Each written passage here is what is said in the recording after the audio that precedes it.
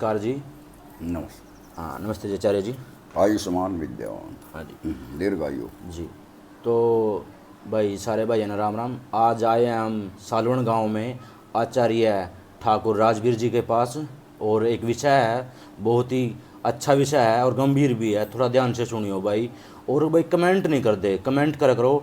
और एक स्पेशल मैं शुरू में वीडियो में बात बोलना चाहूँगा। आज मैं ठाकुर राजवीर आचार्य जी का नंबर भी लिखूँगा, उसमें नीचे मेंशन करूँगा, पिन करूँगा उस नंबर को। आप जिस भाई को कोई पूछना हो क्वेश्चन तो उस नंबर पे फ़ोन करके हमारे ठाकुर राजवीर आचार्य जी से आप प्रश्न भी पूछ सकते हो और उत्तर भी उनका ले सकते हो। तो विषय क्या है भाई आज का हमारा? सालवन गांव। सालवन गांव ऐतिहासिक है, तो आपने पता लग ही गया। सालवन गांव ऐतिहासिक कैसे है वो पता लग गया। पूरा मैंने 30-40 मिनट की वीडियो डाल दी आपके सामने। तो आज सालवन गांव को कुछ लोग बोलते हैं निर्दय धरती, कुछ बोलते हैं देई धरती। तो वो निर्दय धरती कैसे है और भाई यो देव धरती कैसे है, तो उसके बारे में हम पता करने आए हैं ठाकुर राजवीर आचार्य जी के पास।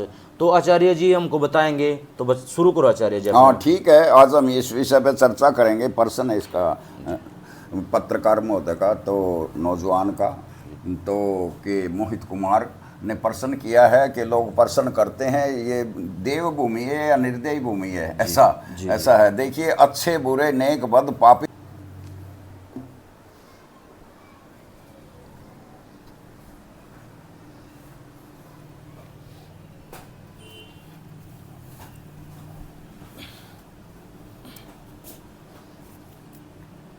बोलो। नमस्ते जी आचार्य जी। दीर्घायु हो या यशस्वी हो। हाँ जी। तो भाई राम राम भाई सारे भाई है ना। तो आज आए हम सालवन गांव में भाई ठाकुर राजवीर आचार्य जी के पास। और एक हमने पिछली वीडियो में डाल ली थी हमने सालवन गांव ऐतिहासिक कैसे है, वो आपने सबने देख ली। बहुत बहुत धन्यवाद आपका, उसमें आपने बहुत प्यार दिखाया। और आज जो विषय है हमारा एक बहुत ही अच्छा विषय भी है और गंभीर भी है, थोड़ा ध्यान से सुनिए और कमेंट करो भाई। और मैं आज ठाकुर राजवीर आचार्य जी का नंबर भी मैं उसमें पिन करूँगा, उसमें लिखूँगा। तो उसमें आप क्वेश्चन भी पूछ सकते हो, उसमें उत्तर भी आपको मिलेगा तुरंत आपको। तो विषय क्या है भाई यो? तो सालवन गांव को कुछ लोग निर्दयी धरती बोलते हैं और कुछ बोलते हैं देई धरती। देई धरती देवताओं की धरती, कुछ बोलते हैं देव धरती, कुछ बोलते हैं निर्दयी धरती। तो आओ हम पता करते हैं ठाकुर राजवीर आचार्य जी से। तो कैसे हैं आचार्य जी, शुरू करो। आज हमारे पास मोहित पत्रकार, युवा पत्रकार है, वो पहुंचा। इसका बहुत बहुत स्वागत है यहाँ पहुंचने पर। और जो इन्होंने प्रश्न किया उसका उत्तर भी अवश्य देने का प्रयत्न करेंगे जैसी हमारी जानकारी है। तो देखिए, वो कहा ना कि भाई कि जैसा कि जो व्यक्ति अपने इतिहास को भूल जाता है, जो समाज अपने उसको भूल जाता है, वो धीरे धीरे अन्य उनमें जातियों में विलय हो जाता है। अपने इतिहास को कभी भूलना नहीं चाहिए। इसीलिए कहा बहुत ज़रूरी है आदमी का जड़ों से जुड़े रहना, और जड़ों से यदि कट गए तो सूख जाओगे। इसलिए अपने इतिहासों की जानकारी रखना बहुत ही अच्छी बात है। तो जो इन्होंने प्रश्न किया है ना मोहित ने, तो उसने प्रश्न किया इसको देव धरती है कि ये निर्दयी धरती है, ये प्रश्न है। तो इसका मेरा कहना ये है कि अच्छे बुरे नेक बद पापी धर्मात्मा न्यायी अन्यायी दयालु करूर हर काल में हर समाज में होते आए हैं, होते रहेंगे। ये सृष्टि का चक्र है, नियम है। यहाँ सब प्रकार के लोग होते हैं। तो इसीलिए यहाँ देव पुरुष भी रहते हैं और मनुष्य भी रहते हैं और असुर भी रहते हैं, इसी समाज में रहते हैं। आदि सृष्टि से ये क्रम चलता आ रहा है, इसमें अतिशयोक्ति नहीं है।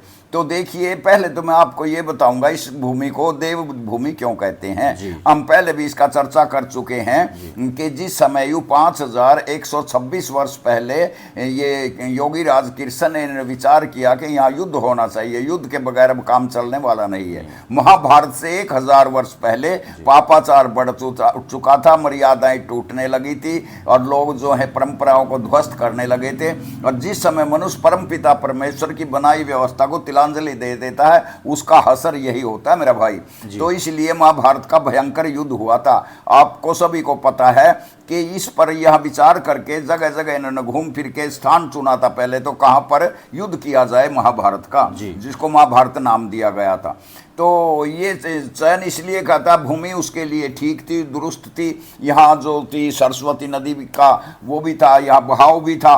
तो यहाँ जो जगह थी, यहाँ पर दरख्त पेड़ कुछ थोड़े थे, हाथियों द्वारा उन उखाड़ के बाहर डाला गया था। और ये 48 कोस का जो एक वो युद्ध का मैदान चुना गया था, जैसे क्रिकेट का मैदान होता है। तो इस प्रकार से यहाँ ये जैसे कि आपकी जानकारी के लिए मैं बताता हूँ, एक तो यक्ष को खड़ा कर दिया था, यक्ष जैसे रेफरी होता है, एक यक्ष को खड़ा किया था पीपड़ी गांव में, और एक को किया था यहाँ सींक गांव में, एक को रामरा में और एक को सीवण में। तो इसी प्रकार से ये चुना गया था स्थान बीच का। हाथियों द्वारा यहाँ के पेड़ उखाड़ कर बाहर डाल दिए गए थे, इस मैदान को दुरुस्त किया गया था। और इसके अंदर फिर क्या किया गया था, शेरदा गांव को चुना गया था, वो सरहद सिर दर दिया था ना बबरिक का, उस गांव का नाम पड़ा शेरदा। और वहां कृष्ण उस दिन खड़े थे, 89 वर्ष 8 महीने 20 दिन के थे, 71 वर्ष के अर्जुन थे, 174 वर्ष के भीष्म पिता में थे। तो जिस समय उपदेश कर रहे थे उसके पीछे सेना खड़ी थी, यहाँ पीछे उसके पिंडारे की तरफ वहाँ 7 अक्षौणी सेना, आगे खड़ी थी 11 अक्षौणी सेना। तो ऐसा भयंकर युद्ध हुआ था। तो इसीलिए देवधरती तो इसको इसलिए भी बोलते हैं कि ये दशामेध तीर्थ हमारे सालवन गांव में 10 अश्वमेध यहाँ बड़े बड़े समय समय पर होते आए हैं पंडितों के द्वारा, वर्षा करवाने के लिए, अकाल आदि जो पढ़ते थे और समृद्धि के सुख शांति के लिए। तो यहाँ जो काफ़ी हमारे जो आसपास हैं ना इस एरिए में, वो सारे तीर्थ हैं, और वो तीर्थों में वहाँ लोग वहाँ पूजा अर्चना भी करते हैं, मान्यता भी उनके रखते हैं, उनमें जाते हैं लोग। तो इसी प्रकार से इसको देवभूमि तो इसलिए कहा था कि जिस समय महाभारत के युद्ध में 18 दिन में 39,36,600 लोगों की संख्या थी 18 अक्षौणी सेना में, लगभग सारे इसमें शहीद हो चुके थे, इस भूमि में मिल चुके थे, सबकी मृत्यु हो गई थी, कुछ ही लोग शेष बचे थे। सभी को इतिहास साक्षी है, वो जानते हैं आप लोग कि कौन कौन कितने के लोग इसमें बचे थे। तो इसीलिए सब इसमें भूमि में समा गए थे। तो यहाँ पर जगह थोड़ी थी और मनुष्य ज़्यादा थे, 39,36,600 लोगों की संख्या कोई कम नहीं होती। तो यहाँ पर वो इसी पर उनकी लाशें पड़ी रही थी। तो विचार किया कि भाई इनके किस किस की अस्थियों को लेके गंगा जी में वहाँ वो करोगे, आप विसर्जन करोगे। तो एक विचार बनाया विद्वानों के द्वारा कि भाई इनके जो पांडवों के जो पिंड है, इनके ये तो भर दो यहाँ सार्वजनिक रूप में। एक घाट था, पिंड भरने के नाम उस गांव का ही नाम पिंडारा बन गया, पिंड भरने की वजह से पिंड भर दिया, उसका पिंडारा रख दिया। और जो कौरवों के भरे वो थानेश्वर का जो था घाट था उधर, जिसको आज कुरुक्षेत्र का, हाँ, लेकिन वो सारा ही कुरुक्षेत्र भूमि थी। ये दिल्ली से लेकर हस्तिनापुर तक राजा कुरु का ही मैदान था। लेकिन उसको थानेश्वर ही बोलते थे वहां पर, लेकिन इसको अब कहते हैं कुरुक्षेत्र का स्नान है भाई, वहाँ घाट है, वो मानते हैं उसको लोग। लेकिन ये कुरुक्षेत्र की भूमि थी, उनके पिंड उधर भर दिए थे। तो इसीलिए देवभूमि तो इसलिए कहते हैं भाई यहाँ से किसी की अस्थि उठाने की आवश्यकता नहीं है। 5,126 वर्ष से एक परंपरा बन गई बस फिर कि यहाँ पर इन गांव के जो गांव इसके मध्य में आते हैं, बीच में आते हैं, इसमें 48 कोस में, तो उनके अस्थि उठा के हम यहीं पर अपने तीर्थों में डाल देते हैं। भूमि खोद के, गड्ढा खोद के वहीं पर दबा देते हैं अस्थियों को। अस्थि चयन बोलते हैं, एक अस्थि चयन फिर अस्थि विसर्जन। शमशान घाट से जब अस्थि चयन करते हैं 5-7 अस्थि उठा लेते हैं और उसको जो है जहाँ, ये तो है अस्थि चयन, और फिर उसमें घाट में या तीर्थ में जहाँ डाल देते हैं गड्ढा खोद के, उसको होते हैं अस्थि विसर्जन। विसर्जन कर दिया भाई हमने, अपनी वो मनोकामना पूरी कर ली कि हमारा जो व्यक्ति गया है परिवार से उसकी अस्थि उसमें डाल दी। इसलिए तो इसको कहते हैं देवभूमि। अगर यार देवताओं का स्थान है तो सारा। और सरस्वती नदी भी थी यहाँ पर। आपको जानकारी के लिए बताऊं मैं कि एक हमारे खेत का नाम है नई और एक खेत का नाम है नई नड़ा। नड़ा है, एक नई है। तो मैंने डिस्कस भी किया, अपने रघुवीर मान थे वो अध्यापक, यहाँ मुख्य अध्यापक बड़ा गाँव के, उन्होंने भी मुझे बताया था कि इतिहास में लिखा नई नड़ा। ये क्या चीज़ है जी? मैं कहा खेतों के नाम है हमारे। ठीक है, ये यहाँ नई नाली थी उसकी। सरस्वती नदी जैसे यहाँ से चली ना हरिद्वार से, वो कुरुक्षेत्र गई, कुरुक्षेत्र से उधर कैथल गई, कैथल से जींद गई। और आप 2 बार हमने भी देखा अपने अभी पिछले दिनों में, 2-4 ही साल हुए हैं, 2 बार वहाँ अपने आप सरस्वती नदी का पानी कल्यात गांव में निकला। और अपने आप ही निकले और अपने आप ही बंद हो गया। बड़ा पवित्र, बड़ा बढ़िया मीठा पानी था। वो सरस्वती नीचे दबी हुई है और इसके कूलों पे यहाँ लोग बसे हुए थे। यहाँ आपने जैसे कोयर गांव में कपिल मुनि का आश्रम था, जैसे त्रिवेष्ट में स्थान था उसका नाम टोंठा रख दिया, जहाँ शल्या की मृत्यु हुई थी उसका नाम शीर्षल रख दिया, जहाँ भूरी शर्वा की मृत्यु हुई थी वहाँ उसका नाम भोर सैयदा रख दिया। तो इसीलिए नाम गांवों के नाम पड़े हैं। और हमारे गांव का नाम सालवन इसीलिए पड़ा कि भाटी वंश का जो सियालकोट का राजा सालिवान था उसने यहाँ एक दुर्ग बनाया था सालवन में स्पीदोम, और उसमें ये भी मैंने चर्चा की थी पिछली वीडियो में। इसीलिए पुराना गांव 144 में बसा था, नया गांव ये हमारा 1280 में बसा। राजा चौंडे ने बसाया था, चौंडा जिसका स्मारक होता है, जिसका खेड़ा होता है।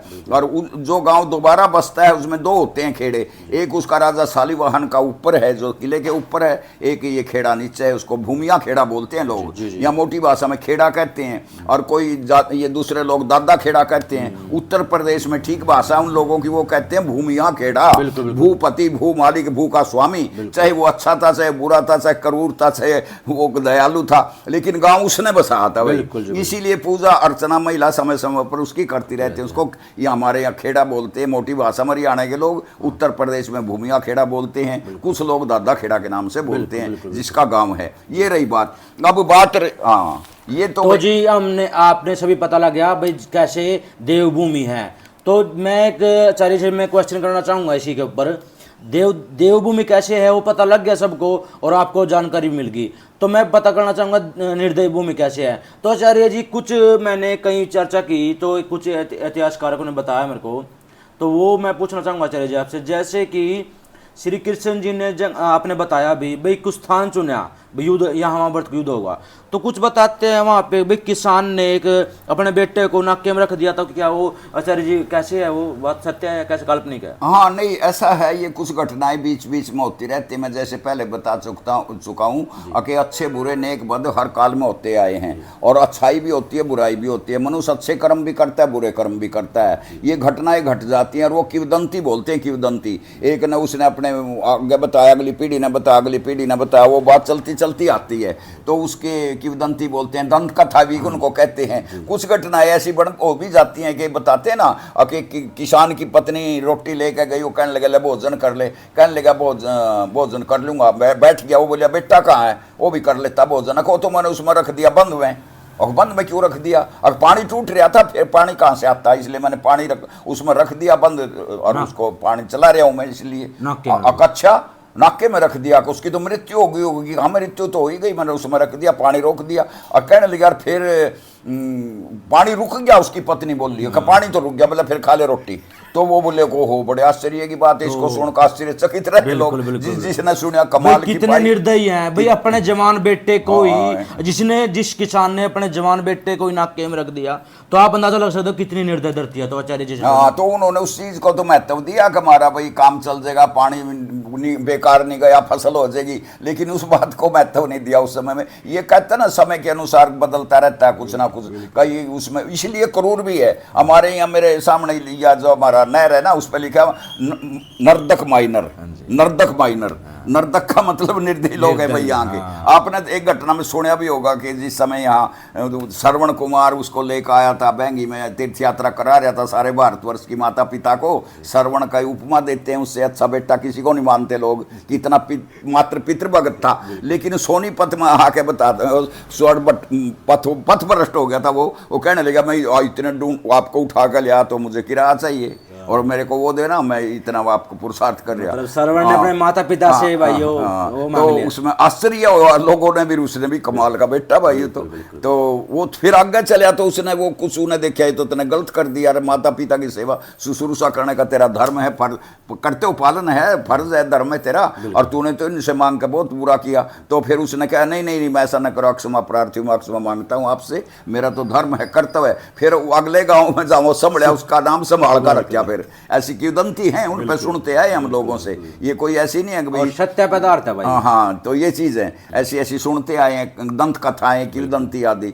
आगे भाई उसमें पथ भ्रष्ट हो गया था सोनीपत में, और वहाँ संभल गया, उसका नाम समाल खा रख दिया, फिर उन्होंने क्षमा मांगी अपने माता पिता से। और भाई वहाँ पर उसका ये जहाँ उसका एक इसमें अमीन के अंदर उधर है कि उसका राम, उसके नाम से क्या ये स्वर्ण ये था ना, ये उसका बेटा श्रवण कुमार, और वहाँ वह भूमि भी छोड़ी हुई है, वह काफ़ी कई एकड़ भूमि है जहाँ पर उसका शमशान बनाया था, उसको दाह संस्कार किया था। तो इसी प्रकार से ये भूमि जो है हमारी देव भूमि भी है, निर्दयी भूमि भी है, तो होता ही आया, हर जगह ही होया, हर काल में, हर उसमें समय में। तो इसी प्रकार आज का जो प्रश्न था यही था कि इसको देव भूमि है कि निर्दयी भूमि है, दोनों ही बात है इसमें। निर्दयी इसलिए भी कहते हैं, कई बार आदमी इसका भी वो देता है, परिचय देता है, निर्दयी भी हो जाता है, क्रूर भी हो जाता है, दयावान भी हो जाता है। क्यों? इसमें तीन तरह के लोग होते हैं, देव भी होते हैं, आज भी हैं समाज में। एक देव प्रकृति के, एक मनुष्य प्रकृति के हैं, एक असुर प्रकृति के। देवता हम उसको कहते हैं जो हमेशा सबका, प्राणी मात्र का कल्याण ही कल्याण करता अपने जीवन में, वो कभी बुरा कर्म करता ही नहीं, उसको देवता की पदवी मिलती है। एक मनुष्य होता है, मतवा कर्माणि शिव्यति, जो मनन पूर्वक कर्म करे, विचार के कर्म करे, वो मनुष्य की कोटि में आता है। तो इसीलिए उसको मनुष्य कहते हैं, अपना भी भला चाहता है, दूसरे का भी चाहता है। एक असुर होता है, असुर ऐसा होता है वो हमेशा बुरी बुरी सोचता है, नेगेटिव सोचता है, पॉजिटिव नहीं सोचता कभी भी। जितने भी काम उसके विचार होंगे ना, वो कहा ना, पुत्र बिना घर सुनना, मित्र बिना बार सुनना, दरिद्र का सब कुछ सुनना, मूर्ख का हृदय सुनना। तो मूर्खता का परिचय देते रहते हैं, अपना ये नहीं समझते हमारा जीवन क्यों मिला, इसका कारण क्या है कि। तो इसीलिए ये थी बात, आज इसके विषय में थोड़ी चर्चा करी है हमने। तो मैं इसका बहुत आभार व्यक्त करता हूँ नौजवान का, ये समय समय पर आकर के वीडियो बनाएगा, आपको बताएगा, तो और भी इनको ज्ञान प्राप्त करते रहते हैं लोग, करना भी चाहिए। कि पहली हमारी बातें क्या थी, जैसे हम इस पे भी बनाएंगे वीडियो, हमारा तीर्थ स्थान क्या है, देवी का मंदिर क्या है, और गांव के विषय में पहले मैं बता ही चुका हूँ, इसका सालवन गांव क्यों पड़ा था नाम। कुटिया भी है जी। हाँ, एक आश्रम है यहाँ पर जिसको कुटिया का स्थल बोलते हैं। इसी प्रकार से इस गांव में काफ़ी ऐतिहासिक गांव है ये सालवन गांव, तो इसलिए इनमें चर्चा की है। बहुत बहुत आभार व्यक्त करता हूँ मैं इसका, नौजवान का, पत्रकार का। ये समय समय पर आते रहेंगे, वीडियो बताते रहेंगे, आप भी इनमें बताएं, पूछ सकते हैं आप फ़ोन नंबर द्वारा, किसी भी विषय पे जानकारी देंगे, और जानकारी देंगे नहीं हम भी, तो उसमें लेना कुछ ना कुछ यहीं से मिलता है। कोई मनुष्य सारी बातें नहीं जानता, तो ये सारा नैमित्तिक ज्ञान है, एक दूसरे से ज्ञान बढ़ता है, लेते हैं, वो बताते हैं, सीखते हैं लोग, एक दूसरे से चर्चा करते हैं, तो तभी पता चलता है बात का। बहुत बहुत धन्यवाद है। बिल्कुल। तो आचार्य जी के माध्यम से आपने पता लगा, ठाकुर राजवीर आचार्य जी ने आपको कितने अच्छे तरीके से बताया भाइयों, कि भी सालवन गांव की जैसे कि देवधरती कैसे है और निर्दयी धरती कैसे है। तो उसको आप ध्यान से सुनिए और कमेंट करिए। और मैं आज स्पेशल ठाकुर राजवीर आचार्य जी का नंबर नीचे पिन करूंगा, आप इनसे प्रश्न और उत्तर भी कर सकते हैं। देखो, मैं एक बात बोलना चाहूँगा, बाद में सत्यार्थ प्रकाश में एक लिखा हुआ है कि भाई आदमी को ज्ञान हो जाता है, अच्छी बात है, पर वो उस ज्ञान को अपने तक ही रख ले तो वो रुक जाता है ज्ञान। वो जिस ज्ञान को हमने प्राप्त किया है उसको हमने प्रचार प्रसार नहीं किया, अच्छा ज्ञान जो होता है उसका प्रचार प्रसार नहीं किया तो रुक जाता है वो। तो इसलिए मैं इस रास्ते पर चला हूँ कि भाई जितना ज्ञान तो अच्छा और सच्चा ज्ञान प्रचार प्रसार किया जाए। तो राजवीर आचार्य का बहुत बहुत धन्यवाद, और सभी भाइयों को नमस्ते जी, राम राम जी। तो बहुत अच्छा, बढ़िया। इसीलिए तो कहा कि जिस नगरी में वेद पाठी ब्राह्मण ना हो, रक्षा करने वाला राजा ना हो, प्राण बचाने वाला कुशल वैद्य ना हो, और जहाँ भाई पैसे देने वाला साहूकार ना हो, जहाँ मीठे पानी की नदियाँ ना हो, जहाँ रोजी रोटी कमाने का साधन ना हो ना, वो नगरी का त्याग करना पड़ता है, छोड़ना पड़ता है। तो सभी बातें ये जो आचार्यों द्वारा, विद्वानों द्वारा बताई गई, उन पर हमें आचरण करना चाहिए, उनको जानना चाहिए, मानना चाहिए, तभी जाकर के हमारा कल्याण होता है। तो इसीलिए बहुत बहुत धन्यवाद। धन्यवाद जी, धन्यवाद आचार्य जी। अच्छा, तो इन बंद